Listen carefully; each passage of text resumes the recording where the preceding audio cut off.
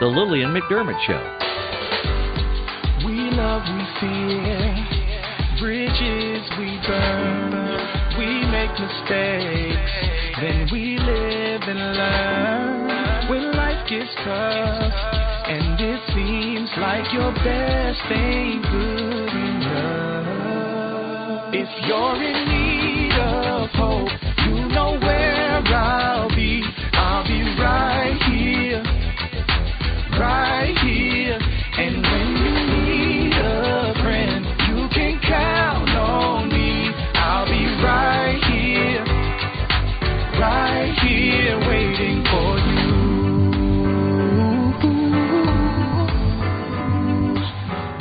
This is the place you can always turn to when you need a friend. The Lillian McDermott Show. To reach out to Lillian, visit her on the web at whenyouneedafriend.com. Now let's all learn together. Here's Lillian McDermott. Hello, my listening and viewing friend. It's so nice we can meet each other on the air on this beautiful best day ever. And for those of you who are tuning into the classroom, please know I've been waiting for you. This is a safe place where you can go to when you need a friend. It is my commitment to provide natural ways to heal, and it is my mission to make awareness, responsibility, and truth a part of our everyday life. And I hope you, my listening, as well as my viewing friend, will feel empowered to embrace a new truth and live the life of your dreams. Well, as you know, we are getting ready for Supergut. For the 6-week course. It's a 4-week program, but a 6-week course with Dr. William Davis. I am truly excited. I've already started implementing some of his principles into my life so that once we get started, it won't be so dramatic with me. And so that's how I think, and that's who I am. But it didn't all start with Supergut. It didn't all start there. It started with a book called Wheat Belly. And anyone who has been watching the classroom and starts hearing Dr. Davis's wonderful voice, they go, is this Dr. Davis of Wheat Belly series? Yes, it is. And so today we're going to start from the very beginning, Wheat Belly. We're going to talk about the book Wheat Belly and what has changed to today with Supergut. And since it is our sole purpose in life to give and receive love and knowledge, I am grateful that Dr. William Davis is here to do just that. Welcome back to the classroom, Dr. Davis. Thank you, Lily. Glad to be back. It's always really exciting. I always learn something new every time you're in the classroom. So I want to encourage all of you who are watching today that if you have a question, whether it's on Facebook, YouTube, or if you want to send me a text on Telegram, whatever it is that you want to do, go ahead and text me at 407-373-5959, type in a Q, write the question down, and if we have time, and hopefully we'll make some time for you, we will ask your questions. There's not going to be a teacher's pet corner today, or not going to go longer than what we regularly plan. But Dr. Davis, since you wrote Wheat Belly back in 2011, you started sharing this information. You've been on every major network. You're world-renowned, best-selling author. First of all, what started the need as a cardiologist to write this book, and what has changed since then? You know, Lily, for all the talk about reducing cholesterol, reducing saturated fat, and taking statin cholesterol drugs, have they really impacted on the incidence of heart disease? Heart disease is serious stuff, right? People die of it, sudden cardiac death, heart attacks, need for procedures. Well, despite the fact that about 88 million Americans take statin cholesterol drugs and many follow a low-fat diet, has it impacted heart disease? No, it's had virtually no impact whatsoever. And I recognized this over 20 years ago, 30 years ago, when we tried to stop the progression of heart disease. If somebody has a heart attack and then you do whatever, maybe a stent or a bypass operation or medication, whatever, and they have another heart attack a year later, and maybe they survive, maybe they don't. So the conventional methods of trying to control heart disease do not work, even though my colleagues to this day call what they do, which such things as low fat, baby aspirin, a beta blocker, a statin, they call that optimal medical therapy, even though it has virtually zero impact on heart disease. So I wanted better solutions. One of the things you have to do when you want to really, so the real tragedy of statin cholesterol drugs and cholesterol is that it takes everybody's attention off the real causes of heart disease. And you know what? You can address the real causes, and it does not require medication. And you can have magnificent, profound control over cardiovascular risk. But one of the things you have to do is close your ears to all the nonsensical talk about saturated fat and cholesterol and statin drugs. And instead, so one of the tests you can do, I've been doing it for 30 years, is lipoprotein analysis. That is, cholesterol testing had its origins in an effort to indirectly characterize and count the lipoproteins, fat-carrying protein in the bloodstream that actually do cause heart disease. Well, for 30 years, you and I have been able to measure those lipoproteins. And the number one driver of heart disease risk is not LDL cholesterol, the bad cholesterol. It's LDL particles, small LDL particles. So you can measure them. So a very common measure would be somebody has, let's say, had 2 stents or survived sudden cardiac death or a heart attack or whatever. We get their NMR, nuclear magnetic resonance measure. It's a method of measuring lipoproteins. Very easy, inexpensive. And maybe they have 2,000 nanomoles per liter, particle count per volume of small LDL. Well, where does that small LDL come from? This science, Lily, is quite well sorted out. It's been sorted out for 30 years. Small LDL comes from consumption of grains and sugar, period. Not bacon, not pork, not olive oil. It comes from the carbohydrates and sugars. Well, the main driver of formation of small LDL particles is the amylopectin A unique to grains. That's the carbohydrate unique to grains. It's actually worse than table sugar in promoting these effects, because when you have small LDL particles, Lily, they persist in the bloodstream for a week.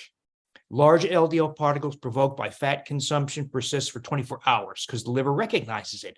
The liver does not recognize very well the small LDL particle because the surface shape is different. And the small LDL particles, after, say, a bagel or a sandwich on whole wheat bread, small LDL particles circulate for a week and adds hugely to cardiovascular risk. Wow. There are other factors involved, but that's a major driver. So when you take wheat, grains, and sugar out of someone's diet, small LDL drops from, say, 2,000 to 0. But that's when I also saw all kinds of other things. So I did it for cardiovascular risk and small LDL particles, but people would come back and say, why did I lose 58 pounds? Why did my waist shrink by 7 inches? Why is my blood pressure now so low I had to stop 3 blood pressure medications? Why did my rosacea go away? Why did my migraine headaches disappear? In other words, I stumbled onto something that I did not expect. I did not expect magnificent health and slenderness by doing this. I did it for small LDL particles, period. But and now at first I questioned, how can this possibly be? Removing the food that all government agencies, the USDA, U.S. Department of Health and Human Services, all dietitians, all physicians, everybody advocates cut your fat, consume more healthy whole grains. You do the opposite, and health, magnificent health and slenderness emerges. So it was clear that a big, big mistake had been made. So you're basically cutting off the bottom of the pyramid, the nutritional pyramid, and you're putting it a little higher. You're putting the vegetable groups, you're putting milk next, and then fats and oils on the top. The smaller amount is on the top. And so you're basically cutting off all the bread, cereal, rice, and pasta from the bottom of the pyramid, this is a pyramid that you presented a while ago in a talk about 12 years ago. And I love that pyramid because it compares where you're at to where we're at. And why is it that all of a sudden the government is saying this is the main staple, this is how we should, that should be the main source of food, 6 to 11 servings at the time of that document, the talk that you did, 6 to 11 servings versus 0 servings with wheat belly?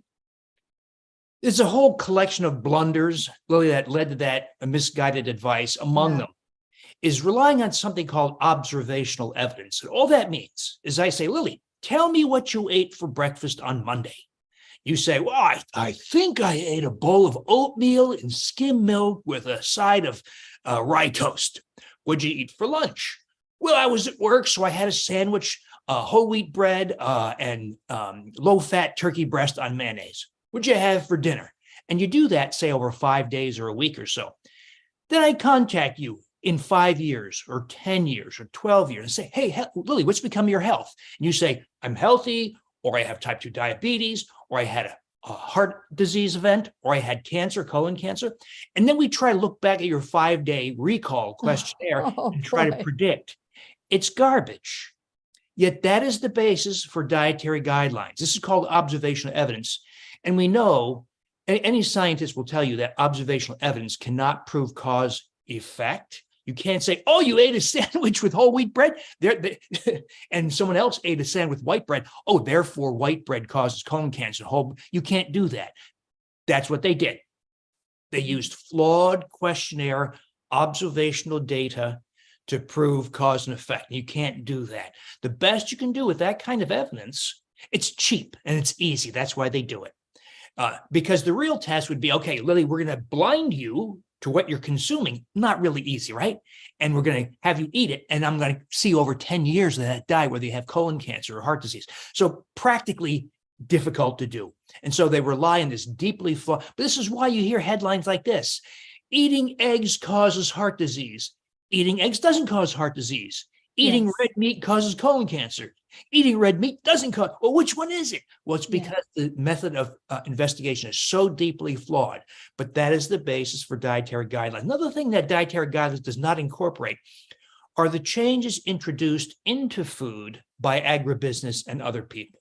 So in wheat specifically, people think of wheat as this 4.5 foot, 5 foot tall, amber waves of grain and all that business. Well, that's not what it looks like anymore. It is an 18-inch tall, very thick stalked, large seed head. It looks different. It is different. It's biochemically different. And the agribusiness scientists who developed this strain, it's called high yield semi-dwarf wheat. What they didn't recognize is that when you change something so dramatically, you also change the effects on humans. And they inadvertently, this was not on purpose, it's not because they're evil, it's because they wanted to increase yield per acre for farmers and to generate greater output to feed people. But they inadvertently amplified the toxicity of the plant dramatically. Natural, old-fashioned ancestral wheat is also toxic to humans, but not severely toxic, only mildly toxic. That's why when the first humans who consumed wild wheat, which is einkorn wheat that grows naturally in the Middle East, when humans first turned to that form of wheat, there was an explosion in tooth decay. There was a marked increase in arthritis and the appearance of numerous deficiencies. So even ancestral wheat has problems. But modern wheat, 42 chromosome, not the 14 chromosome ancestral form, einkorn. So modern wheat's completely different, is extremely toxic because they did things like this. So if you're a farmer, you don't want insects or molds eating your wheat plants. So they choose strains of wheat that have greater content of what's called wheat germ agglutinin. Mm-hmm. It's called agglutinin. It's not related to gluten. They call it agglutinin because when it contacts blood, it causes blood clotting, agglutination. Mm-hmm. So wheat germ agglutinin is an effective pest-resistant compound. Well, so they increase the wheat germ gluten content of wheat strains and then sell it to you as whole wheat bread or whatever. Well, wheat germ agglutinin, while it's toxic to pests, is also toxic to humans. It's a very potent bowel toxin. And so if I take a milligram, which is just a little speck, and give it to a laboratory rat, purified wheat germ agglutinin, it destroys its gastrointestinal tract. We say it denudes all the absorptive hairs, the villi of your gas, and it's actually caused like a intestinal inflammation and colitis. Well, when the average American eats lots of healthy whole grains, they get 18 to 19 milligrams of wheat germ agglutinin, a very potent bowel toxic effect. That's just one example of the toxic effects of modern wheat. Another effect is they change the structure of the gliadin protein within gluten. And they change the gliadin The gliadin is not digestible by humans. That's one of the problems, the source of a lot of the problems with grains is a lot of the proteins are indigestible or only partially digestible. So wheat germ agglutinin goes in intact, comes out in the toilet, completely untouched by human digestion, which is completely unlike all other dietary proteins where you break down proteins to single amino acids. But the gliadin protein is partially digestible. It's broken down to 4 or 5 amino acid long peptides, but these peptides enter the brain and bind to the opioid receptors, where they amplify appetite. So modern wheat is a very powerful appetite stimulant. So big food, I think, knows this. And that's why in the 1980s, we saw the appearance of wheat in virtually every processed food.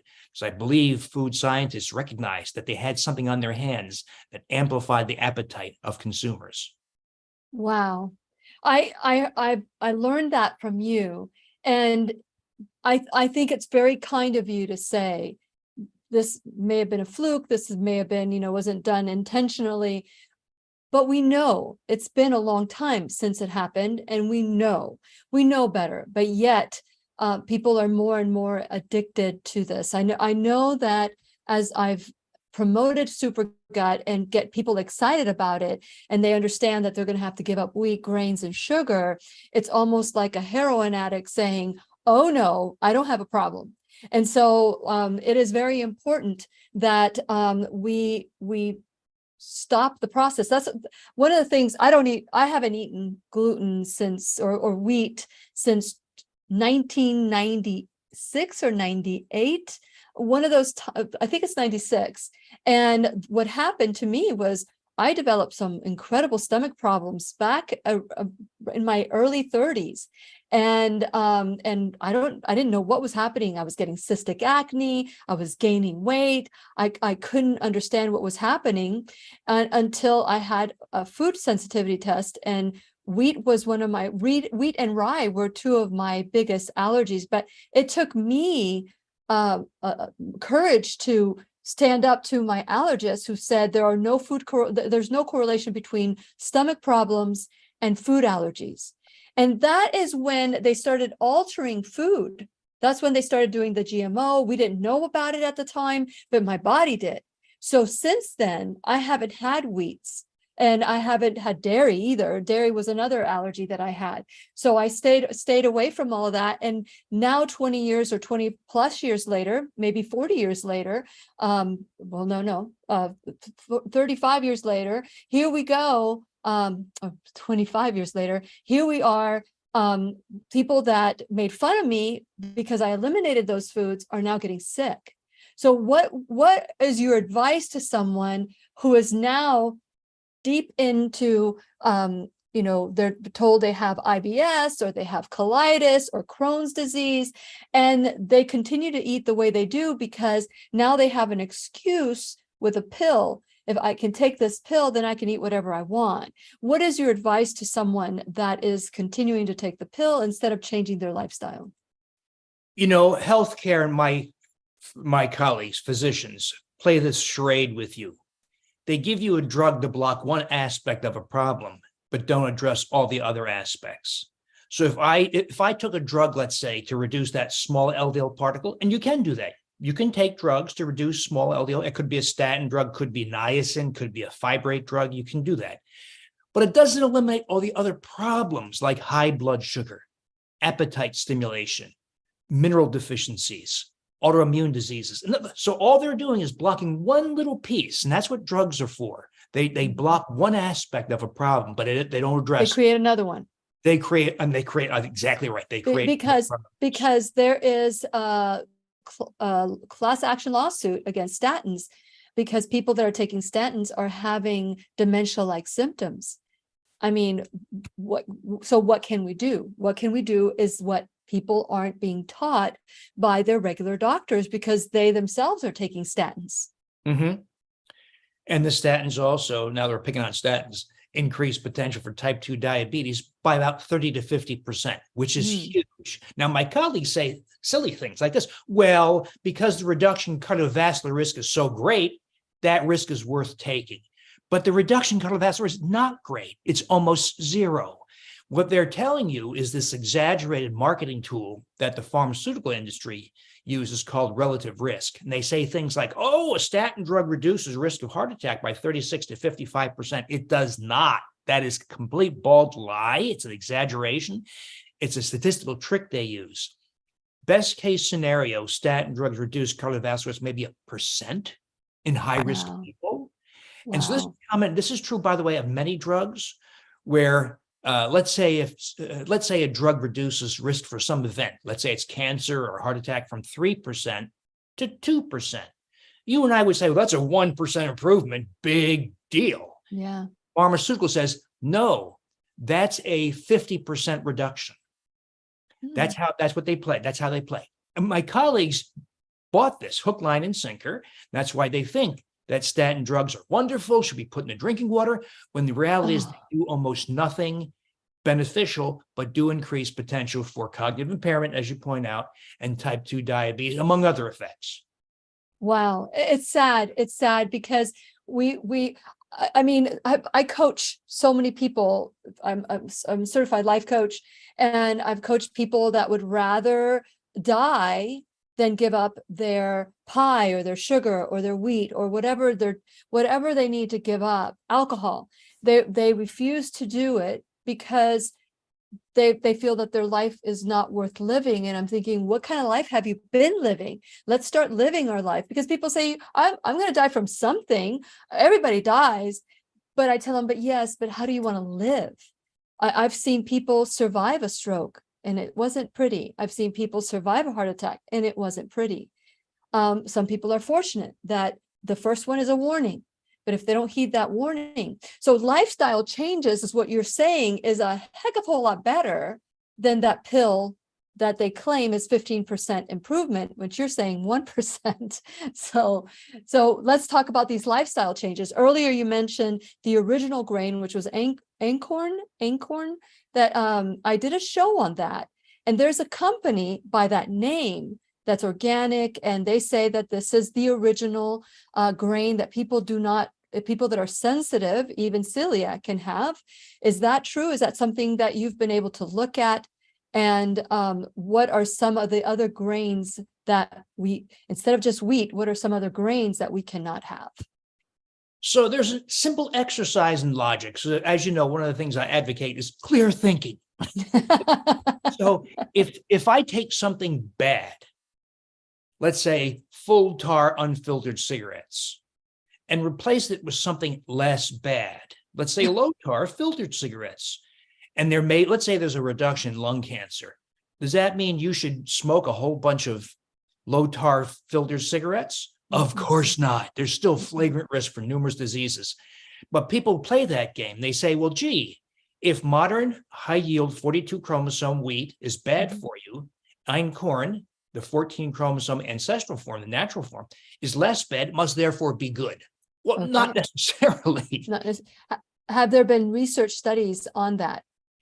So let's ask this question. What happens to people when they eat? What happened to the people who first consume einkorn wheat that they gathered wild and eventually planted and harvested?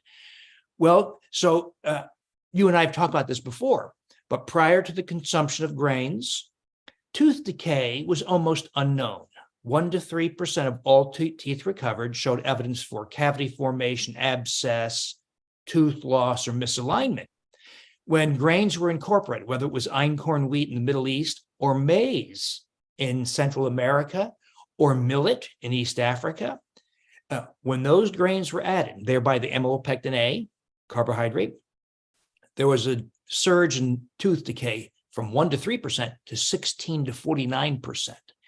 Now, what's important to recognize is the people prior to the consumption of grains who had almost no tooth decay didn't have fluoridated toothpaste or toothbrushes or dental floss or fluoridated drinking water or dentists, and yet they had almost no tooth decay, full mouths of teeth, fully formed. When we added grains, an explosion in tooth decay and other health problems. So the reason for this is that amylopectin A carbohydrate, unique to wheat and grains, is highly digestible by an enzyme we have in our saliva called amylase. So if you take a piece of bread, white bread, whole wheat bread, whole grain, doesn't make a difference because it all has amylopectin A. Chew it in your mouth. Don't swallow. Check a finger stick blood glucose prior to that, and then just a few minutes after doing it, you'll see your blood sugar surge. Even if you don't swallow. Even if you don't swallow. Wow. Because the amylase releases the amylopectin A into sugars, and the sugars rot your teeth. And so when you consume grains, there's a big surge. There's a lot more to dangerous effects of wheat and grain consumption, but that's one big problem. There's a surge in tooth decay. That's why humans all throughout history have struggled. It was not uncommon to reach age 18 or 20 or 30 and have no teeth left, or have just a few fragments, or have a tooth abscess that eroded to the surface. This was a big problem. Now, we have compensated in the modern world with all the things we do: fluoridated toothpaste, visits to the dentist, scraping off a plaque, dental flossing, dental picks, the water pick, all the things that people do to compensate for and many people, about 1 in 4 people in North America reach their age 70 or so with 0 teeth. So and this does not happen in cultures that do not consume grains. Hunter-gatherer cultures who kill animals, eat their organs, boil the carcass for soup and broths, dig in the dirt for roots, and gather berries and nuts. They have almost no tooth decay without dental hygiene, except maybe for the odd stick to pick out some food. Their toothpick is really a pick. We go, of course, to extreme lengths to preserve our teeth, and even then, it often does not work. We have to go to the dentist to have teeth pulled or filled, or amalgams or implants and all that kind of stuff. Wow. Wow. Okay. So with that in mind, I think I heard you say, no, it's less bad, but it's still bad. So for the einkorn. But what are all grains bad? Are all grains created? Someone had asked me today, which I know that quinoa is not a grain, it is a protein, but can we have quinoa instead of rice? I mean, can we have rice? Can we not have rice? What are some of the grains that are acceptable, or are there 0 grains that we can have? Well, several things to know that help us get our arms around this, Lillian. And one is that grains are seeds of grasses. That's true. They're all seeds of grasses.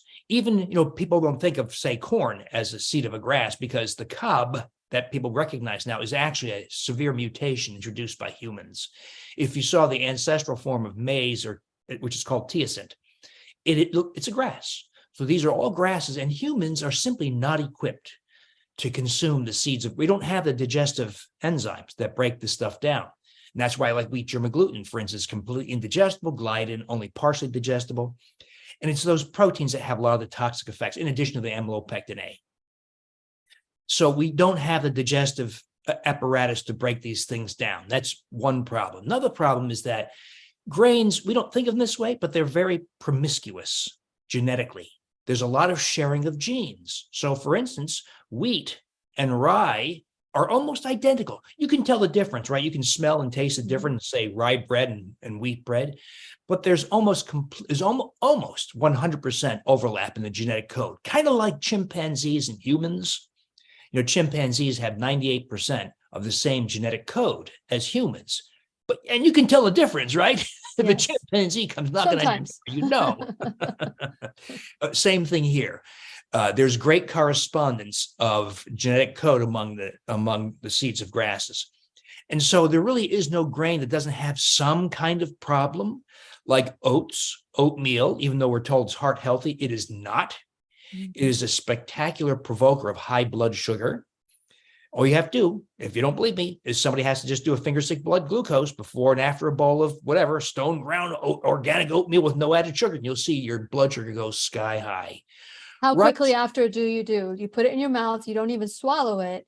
And how quickly do you do the test, before and after? If you want the full impact, but you do swallow it, and wait for 30 to 60 minutes after the start of your meal. That's where you want the peak. People say, oh, no, my doctor says check it 2.5 hours after. No, that's if you're on insulin or drugs and you're trying to see if your blood sugar returns to baseline. That's not what we're talking about here. We're talking about identifying the peak blood glucose. And that typically occurs between 30 and 60 minutes after the start of a meal. So if your blood sugar goes from 100 to 170, you know you've done irreversible damage, by the way. Even though my colleagues say, oh, Lily, as long as your blood glucose doesn't go above 200, you're fine. Is that true? It absolutely is not true. Because when your blood sugar goes, say, 155 or 170, whatever, you have done irreversible harm. You've generated the process of insulin resistance that grows abdominal fat and thereby leads to other diseases like heart disease and dementia. You also irreversibly, we say, glycated the proteins in your body, glucose modification of proteins. That can lead to cataracts in your eyes, kidney dysfunction, heart disease, accelerated aging of skin. So glycation is part of aging also, and you accelerate the aging process whenever you have a high blood glucose. So one of the things we do is I have a little rule. I call it the blood sugar no change rule. So if you have a finger stick blood glucose device or even a continuous glucose meter monitor that you wear, we aim for no change. So if your blood sugar starts at 90 pre-meal, we want it 90 after 30 to 60 minutes after the start of the meal. Given these devices are about accurate to maybe plus or minus 10. So if it goes from 90 to 100, that's no change. If it goes from 90 to 173, that's a big change. And you've done irreversible damage to the organs of your body. Yet my colleagues say, as long as it doesn't go above 200, why would they say such a silly thing like that? What they're saying is, if you go above 200, now you need insulin and diabetes drugs. They're not saying that's healthy. They're just saying now you're going to need drugs. So if you're below 200, you don't qualify for drugs and insulin. That's the ridiculous perspective of my colleagues. If you don't need a drug or procedure, you're okay, which is absolutely not true.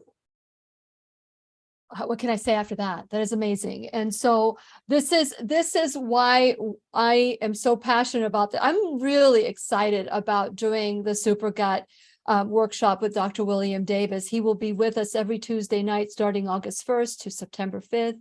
We're going to be learning and growing with him. That Tuesday night is from 7 to 9 p.m. Eastern time. But if you cannot make it at that time because you're in a place, the time zone, or you have to work at that time, whatever it is, all the sessions will be recorded and you'll be able to watch it whenever you would like to watch it. So I would like for you to go to whenyounneedafriend.com, check out the pop-up, because Dr. William Davis's face, his image will come up and you can choose for that to select that. There are a couple of wonderful partners that have come forth. Lillian yogurt, we gave away the yogurt makers. We have one left to give away to one lucky participant, and I'm so excited. I've done 2 batches of yogurt so far, and it is, well, the second one will come up tomorrow, so I'm really excited about that. So thank you to Lillian. You can go onto my website. They don't do any discounts, but you can go onto my website for your convenience. You can click on it, get your own yogurt maker. Also, Food Marvel, the people at Food Marvel have been just amazing. They're offering a 15% off. So just go to my Shop Now bag and you'll find both of those. Now, one thing that I haven't really pushed, and I'll have a link for you soon, or you can go to the link that Dr. Davis says. This is a product that I was taking prior to for about a couple of months, and it's called Gut to Glow. And I want all of you to make note of this product. We're going to be talking about it. We're going to do a class together just on Gut to Glow, because I want you to know I noticed difference in my skin. I noticed difference in my sleep. I noticed different. There was a couple of differences that I thought were fascinating, but when I started doing my testing, I had to stop taking it, and now I've seen a difference in my skin again. So I know it was working, and so I want to encourage you to go to whenyounneedafriend.com, go to the Shop Now bag, and you are able to go to the partners all the different products that are Lilly provided, Lilly supported and approved. And so go to whenyouneedafriend.com, click the Shop Now bag. Also click my sponsors, support them the way that they're supporting the classroom. There are so many different ways that you can help grow the classroom. Today, I had a show from 2019 be removed from my YouTube channel, and it was on health and wellness, a natural change of health and wellness. So those are classes that are being censored. So I want to encourage you to, when you go to whenyouneedafriend.com, that you subscribe, that you like and follow all my social media. That way, if one day you show up and there's no class, you'll know where to come. Go to whenyouneedafriend.com. You can become also a enrolled student in the classroom, and whether it's $1 or $1,000 a month, a one-time donation or a reoccurring donation of your time, your talent, your treasure, all of it is greatly appreciated. Today, we are talking with Dr. William Davis, and you can find him at drdavisinfinitehealth.com. That's where you can find him. You can get his book, Super Gut. You can get his Wheat Belly series, cookbooks. Today, I am going to be making the cream of mushroom soup. My husband doesn't know this yet, but I'm really excited about it. I was told by someone who's going to be participating in the classroom, in the Super Gut class, that the creamy mushroom was absolutely delicious. So we're making that today. So Dr. Davis, is there anything that you would like to promote? If anything that you can say about Gut to Glow that is acceptable? I don't know if you can say anything about it. So I formulated the Gut to Glow, Lily, because the ladies love the effects of the Lactobacillus reuteri yogurt because of all the wonderful effects of that microbe, and they get better skin. Well, the ladies kept on saying, well, we're sick and tired of making the yogurt, or I'm going to be traveling and I don't want to take a yogurt maker with me, or I want to have my daughter do it and she's in Sacramento or something like that. So I formulated this Gut to Glow to deliver a high account of the microbe Lactobacillus reuteri, but I also added components that amplify the skin effects. Marine source collagen, peptides, hyaluronic acid. Lots of ladies are familiar with hyaluronic acid. They apply topically, but topically is not the real solution because there's only minimal absorption and effect on the skin. If you take it orally, you have much greater effects. And by the way, also on brain health, artery health, joint health, uterine health, reproductive health. In other words, you do these things the right way and you get these wonderful effects. I also added the carotenoid astaxanthin, like a relative of beta carotene. And I believe we have better effects than just the reuteri because I believe they synergize, particularly in promoting deposition of collagen in the skin, the dermal layer of skin. And so ladies love it, but I did it for their convenience and to also amplify the effects of just the Lactobacillus reuteri. I tell you what, I didn't know how much I had improved until I stopped and then went back and started seeing, because you and I had talked about, there's not, it's not like I want to release weight around my waist, although what woman doesn't want that? But I think I noticed it the most with my sleep and my skin. So I noticed improved sleep. Now, since I started the Super Gut yogurt, because I was doing the SIBO test, I had talked to you about that, and it turned out that I do not have SIBO. And I texted the test to Dr. Davis. Robert went through it as well, and neither one of us have SIBO. But I'm looking forward to including these microbes into my gut because something is causing disruption. What are some of the things that cause disruption in the gut that are beyond SIBO? Can you share some of those? Yeah, this gets very confusing, unfortunately, Lily, and that is the hydrogen gas testing. So hydrogen gas is only produced by microbes. Humans can't produce hydrogen gas. So using hydrogen gas and the timing of it can help you decide if there's microbes living in the upper GI tract. That's the question here. Do we have microbes like E. coli and Salmonella and Campylobacter, the same microbes, by the way, that cause food poisoning, stool or fecal microbes. So we want to know if those microbes are living in the stomach and duodenum and jejunum and ileum, the upper GI tract. So we use timing. That's the rationale for the air device. And it's all laid out in my Super Gut book, by the way, the full protocol on how to use it. Yes, Now, absolutely. here's the problem. Hydrogen gas testing is only helpful when it's positive. When it's negative, you can still have disruptions, but it might not be of a typical SIBO type microbes. It could be microbes that don't produce hydrogen gas. It could be what's called archaea, which are non-hydrogen gas producing microbes. It could be fungal overgrowth, or it could be just a disruption of species composition, but confined to the colon. So one thing to everybody has to bear in mind is everybody, even if you're slender and healthy and don't have health, you still have been exposed to things that disrupt the composition of the human microbiome. So our favorite microbe, the Lactobacillus reuteri, almost nobody has it anymore. Yeah. So, but if we were to examine the microbiomes of a wild living wolf or a fox or a beaver or a possum or a deer, they all have reuteri. If we check the microbiomes of human hunter-gatherers, the few remaining, say in the jungles of New Guinea or the jungles of Venezuela or Brazil, or the East Africans who live outdoors and hunt and gather, they all have reuteri. We've all lost it. So we have to just accept as modern people, and that's because microbes like Lactobacillus reuteri and relatives are very susceptible to common antibiotics and other things, preservatives, glyphosate, the active ingredient in the herbicide Roundup. So numerous things have disrupted the human microbiome. So we're all on this quest to rebuild what we think is a healthier microbiome. And thankfully, wonderful things occur. You can reverse numerous diseases. You can break a weight loss plateau. It has effects, as you point out, as I've experienced also, deeper sleep with vivid dreams. You can get effects on skin, better skin moisture. You can actually improve joint health. You can reduce blood sugar. Lily, we're on the cusp of an explosion, a revolution in what you and I can achieve and your listeners can achieve in health with a little bit of insight into the human microbiome.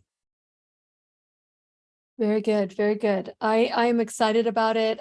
This is the Air 2. We gave away the one Air 2, the Air 2. The winner of the Air 2 was excited. The winners of the yogurt maker. So I'm really excited for grateful to Food Marble and Lavelli as well. This helping me make my wonderful yogurt. I'm doing coconut. I'm doing more of a whole food plant-based, but I know that people can have a bunch of foods, different kinds of foods, and maybe foods that I've never had before. And so let's talk about some of the foods that they can have with SuperGut. So we agreed that no rice, because I read in the book that brown rice in moderation is acceptable. Did I misread that? It may have been way back, some of the older things I've written. Okay. It became clear that grains are grains. That is, they share many characteristics. Yeah. And so brown rice has more bran and fiber and B vitamins, but just like we talked about earlier, just because something is less bad doesn't mean. So rice is almost pure sugar. People don't think of it that way. People say, why are the Chinese skinny? Actually, there's more obesity and type 2 diabetes in China than there is in the US. Really? Yeah, because for many decades, the Chinese were experiencing calorie deprivation. In other words, they're on the edge of starvation. And when you're on the edge of starvation, a lot of the adverse effects of diet don't show up quite as visibly. But now that they're not so much on the edge of starvation, they're having an explosion in diabetes and obesity. And by the way, it's worse because they genetically are more prone to the health effects of obesity, abdominal obesity. So they have a big problem. And that's rice. There's also the emerging issue that the USDA reported on about 4 years ago or so. And that is that rice, we can't blame farmers for this one, but rice is a natural concentrator of arsenic.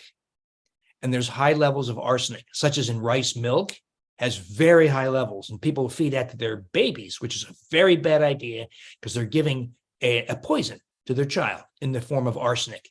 Now, there is acute poisoning, and that often happens in countries like Bangladesh and India because they also have arsenic in their drinking water, so it's amplified.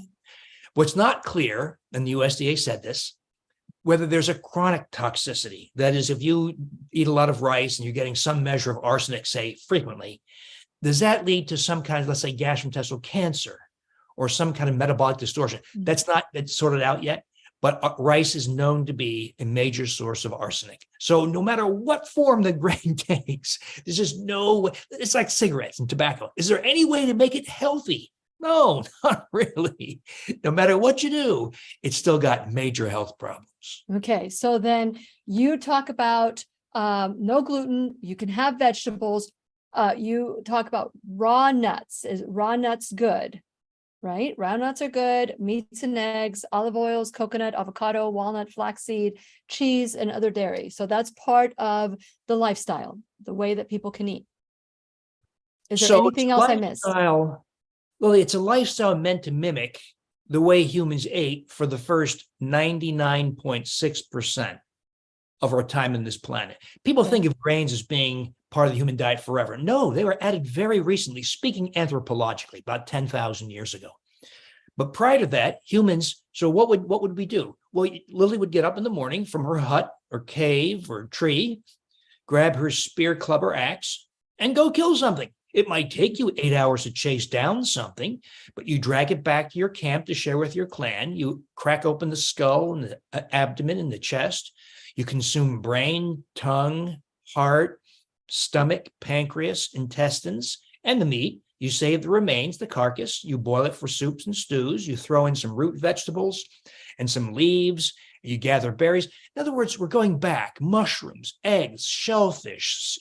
We go back to the way, because, every creature on this planet has a style of eating programmed into its genetic code. What if you saw a lion chase down a wildebeest, tear open its abdomen, eat its liver? It's bloody, right? It's full of blood, intestines, and stomach. And you said, that is disgusting. We're going to cage that Not for the lion. and feed it spinach and kale. How soon will you have a dead lion? Well, probably within a short time, a few weeks, because you've defied the style of eating programmed into that creature. Well, humans are no different. We have a style of eating programmed into our genetic code. Well, we broke those rules 10,000 years ago, by the way, in desperation, by turning to seeds of grasses that have, what we traded was access to some source of calories for long-term health. If you develop, let's say, lupus or rheumatoid arthritis or type 2 diabetes or dementia or heart disease, but it took you 10 or 20 years of grain consumption to do that. It's really hard to associate. Oh, this is because I started eating grains 20 years ago. No. But that's how it works. Wow. Well, it's not the first time we've been lied to. Let me just put it that way. So it's time to rewrite the programming that we've been taught. Now, so when you talk about weight loss as a result of doing this protocol, is this going to continue for the rest of your life? So you don't eat any grains whatsoever. This is my assumption. Is it true? Yeah, Lily, and I'm sure this happens to you too. If we're exposed, either intentionally or often inadvertently, correct, they tell you what was in that roux or gravy or salad, whatever, and you're re-exposed, many of us get sick. So gastrointestinal distress, abdominal pain, diarrhea, return of any problems you had previously due to wheat and grain consumption, skin rashes, joint pain. We're seeing children with so many skin rashes right now. It's really sad. And they're calling it eczema and giving them lotions and potions, but they're not taking them off of wheat or dairy. It's sad. And the pharmaceutical industry and the healthcare industry profit enormously from ignorance in nutrition and health. And my colleagues support it, sadly. Most of my colleagues, you'd think if you're going to be a responsible doctor interested in healing, you would be an expert in nutrition. You'd become an expert in this emerging, incredible science in the microbiome. But they're not. most don't give a damn. Most echo dietary guidelines drafted by industry. And so they're helpless when it comes to nutrition and the microbiome, but they're good at dispensing pharmaceuticals and procedures. So that's what healthcare has become now. Yes. Nothing to do with healing. It's about dispensing revenue-generating pharmaceuticals and procedures, period. It's sad. It really is sad. That's why I'm so passionate about what I do. And I love what you're doing as well. So let's talk about, because we only have about 5 minutes left, but I want to talk about gluten-free and the gluten-free lifestyle. I've been gluten-free for a long time, and I was gluten-free before it was popular. Now all these gluten-free products, dairy-free products are coming up, and they have other things in it. Can you talk about that? So just because you're a dairy, don't have grains, is it a bad habit to become gluten-free in the modern day terminology with the products that are out there? What is your thought on that? The dangers really come when you have commercially produced, processed gluten-free food. So if you have an avocado, that's gluten-free, and that's perfectly fine. If you have some pork chops, that's naturally gluten-free, they're fine. But what if you have a gluten-free pancake mix or bread or pasta? Well, those are typically made with one or more of 4 ingredients: cornstarch, rice flour, tapioca starch, or potato flour. Those foods are extremely destructive because they raise your blood sugar sky high. It's not uncommon. People say this to me. I'm doing Wheat Belly, but I didn't read the book. And I'm eating gluten-free foods. I gained 30 pounds. I'm now a type 2 diabetic. I have my waist increased by 6 inches. So gluten-free processed foods made with those flours are extremely destructive. It's almost like a cruel joke, Lily, that the industry has once again come out with these false solutions. Like diet soda is not a solution. It's a very destructive thing because they're sweetened often with aspartame. That's why people who drink diet sodas are fatter than people who drink sugary sodas. And people should not hear drink sugary sodas, of course. So once again, just because something is less bad doesn't mean it's good. But over and over again, industry finds a way to profit from misinformation or their ignorance. So we should not be eating processed gluten-free foods. Naturally, gluten-free foods are fine, but not processed gluten-free foods. I hear you. I hear you. What about alcohol? That was another question I was asked during this 4-week program. What is the allowable alcohol? And I just want them to hear it from you. Well, when you go above 1 drink, that is 4 ounces of red wine, say, or a shot of gin or whatever, you start to impact on your ability to lose weight. So if one of your goals is to lose weight and unwind the factors associated with excess weight, like insulin resistance and type 2 diabetes and hypertension and cardiovascular risk, then you don't want to exceed 1 drink. When you get to 2 drinks, you start to have adverse effects. 3 drinks, of course, you have adverse effects: rise in triglycerides, provocation of small LDL, increased insulin resistance. So it's just something to be aware of. Very aware, very aware. Dr. Davis, this is wonderful. I want to remind you all again, August 1st is when we start, and Super Gut. So you can get your book at Dr. Davis's website, or you can go to Amazon. The website is drdavisinfinitehealth.com. And consider joining us on August 1st and go through the program with us so that we can get healthy together. Thank you, Dr. Davis. You're amazing. I'm looking forward to our time together. Thank you, Lily. Me too. Okay. And please remember, we'll be right here waiting for you worldwide at whenyouneedafriend.com. This is Lillian McDermott and Dr. William Davis wishing you love, peace, joy, and unexpected abundance. Make it the best day ever. Thank you so much. I know you need to go, so if you need to go, go ahead. Just quick question. Okay. Well, hold on. The opinions and advice expressed on the Lillian McDermott radio show are intended for the individual callers and guests on the program and are presented to our wider audience solely for general educational purposes. Please act responsibly and consult personally with your own medical, psychological, or nutritional expert before taking any steps to improve your life. Thank you for watching today, and we look forward to